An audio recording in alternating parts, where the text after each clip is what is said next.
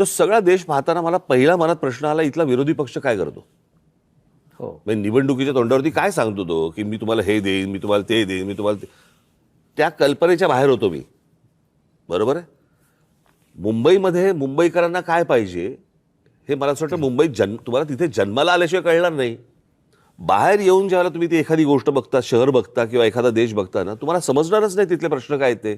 आता उदाहरणार्थ समजा तुमचा कुठचा काय गृहनिर्माण मंत्री किंवा अजून कुठचा PWD मिनिस्टर किंवा अजून कोणतरी हे बाहेरचे ज्यावेळेला येतात, ते ज्यावेळेला मुंबईत येतात त्यावेळेला त्यांना प्रश्न पडतो, सारा प्रॉब्लेम काय शहराचा? रस्ते आहेत, हॉस्पिटल आहेत, दिवे आहेत, शाळा आहेत, कॉलेजेस आहेत, पाणी आहे 24 तास. इथले प्रॉब्लेम काय आहेत? कारण तो कंपॅरिझन करतोय त्याच्या रस्त्यांशी, त्याच्याकडच्या लोडशेडिंगशी, त्याच्याकडच्या सगळ्या गोष्टींशी. त्याच्यामुळे हे सगळे प्रॉब्लेम होतात. तुमची मानसिकता कशी आहे? ते असं देखील म्हणाले की फडणवीसांना काय समजतं, या ठिकाणी भाजपचे नेते आणि महायुतीचे नेते या कोणीच मुंबईमध्ये जन्मलेले नाही. हे मुंबईत जन्मलेले नसल्यामुळे यांना मुंबईचे प्रश्न काय कळतात. आता मी एक सवाल विचारतो, हिंदू हृदय सम्राट शिवसेना प्रमुख बाळासाहेब ठाकरे यांच्यापेक्षा जास्त मुंबई कोणाला माहिती होती का? मुंबईची पल्स, मुंबईची नाडी कोणाला माहिती होती का?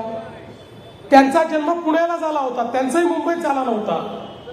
आणि मुंबईमध्ये जन्मलेले जे स्वतःला सांगतात आम्ही मुंबईत जन्मलो त्यामुळे आम्हाला मुंबई माहिती आहे.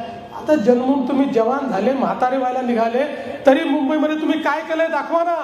25 वर्ष सत्ता या मुंबईमध्ये भोगली, आता म्हातारपणाकडे चाललात, मुंबईतला एक प्रोजेक्ट देखील तुम्ही दाखवू शकत नाही. मग फायदा काय आहे?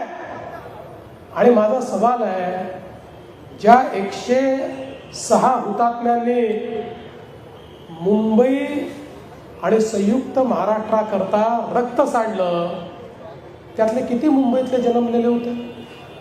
त्यात कोकणातले देखील होते, पश्चिम महाराष्ट्रातले होते, विदर्भातले होते, मराठवाड्यातून आलेले होते.